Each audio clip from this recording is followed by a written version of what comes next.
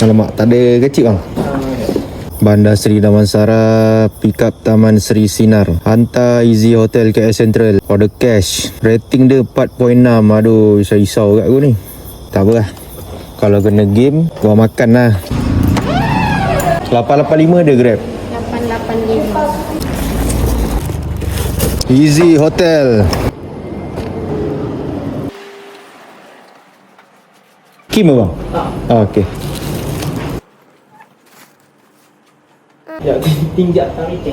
Okey. Sini satu malam berapa? 130. Itu paling murah tu. Barang customer lah. Kenapa tak bawa naik atas? Dia suruh check out, dia simpan barang. Alamak, tak ada kecil bang. 41.38 sen. Saya ada RM6 je cash.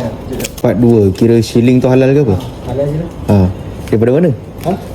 Teng. Ha. Dia dengan Terengganu? Lepas tu nak balik mana? bagi Perak. Oh, berhenti sini dulu lah. Lepas tu nanti balik sana lah. Pukul pagi nanti. Okay bang, masih banyak. Bye. Asal rating dia 4.6 lah. Elok ke ni? Ke sebab jauh lah? Sebab jauh lah aku rasa. Sebab dia order jauh-jauh. Budak-budak angin. Alhamdulillah. Settle. Next order ke mana? McDonald, Jalan Tun Razak.